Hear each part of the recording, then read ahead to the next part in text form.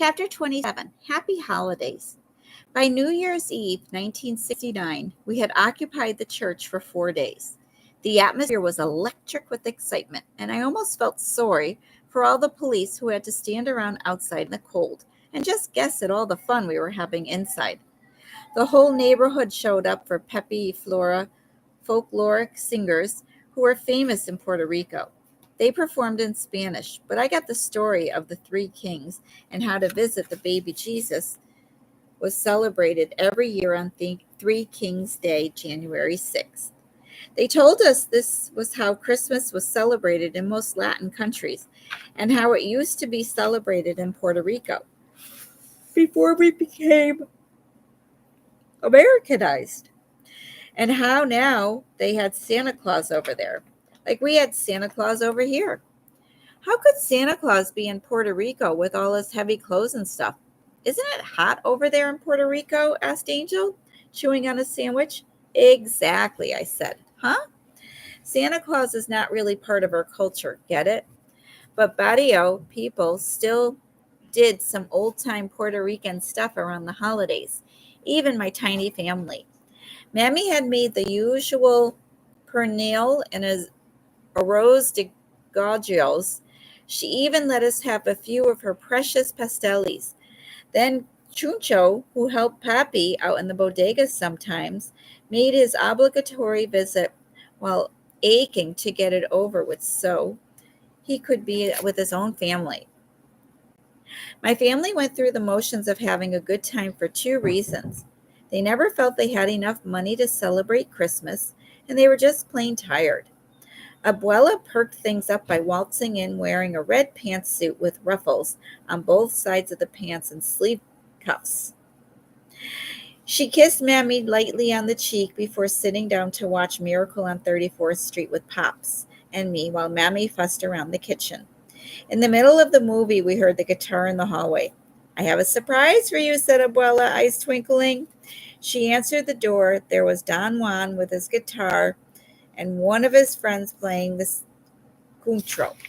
And like lots of parados do at Christmas, they busted in singing, Saludos, saludos, vengo a saludar. Mammy had enjoyed the music, but I could see her peeking over at the food, trying to figure out if we had enough to share. Pops caught her looking with an embarrassed expression, offered the singers food after they serenaded us with one song. When they went to sing another song, Don Juan pulled out a gurio, but realized he had no scraper to play the gourd with. No hay problema, said Abuela. We'll just use a fork. And she scraped on that gourd like a maniac as she sang the next guildeando with them. It made fun. I couldn't help notice the stiff smile on Mammy's face and the forced friendliness in my stepfather's statements. Abuela, Pops, and I ate between songs. Mammy nibbled at the stove. Cherno declined dinner, claiming to have food waiting for him at home, but I think he was just being a good guest by not eating. When there was nothing else to do, Abuela and the Parazunos left to sing at some other place where people really wanted to have fun. My parents were glad to see everybody go so they could get some sleep.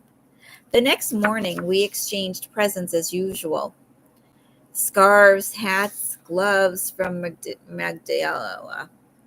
And then my parents went on to the bodega just for one half of the day. And now, a few weeks later,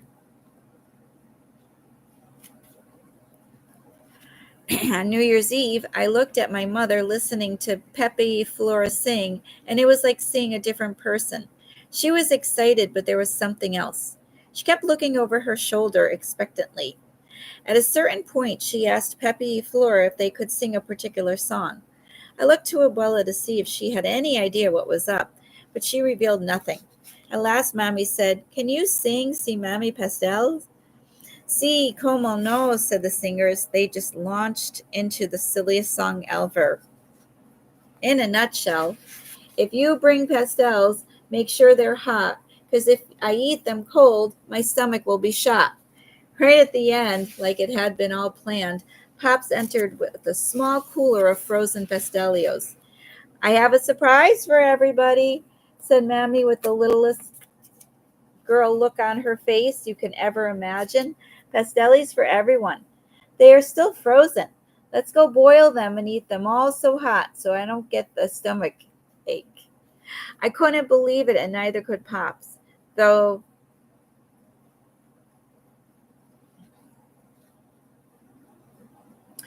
there's let's go boil them and eat them so hot so we don't get a stomach ache. I couldn't believe it, and neither could Pops, though we were going along with her. He looked so confused it made me laugh. He said, sounding like Ricky Ricardo yelling crazy at his wife. Lucy was dropping the pastellis off. He scooted out the door. I got to get back. But she didn't have that crazy look that crazy to me. She looked great.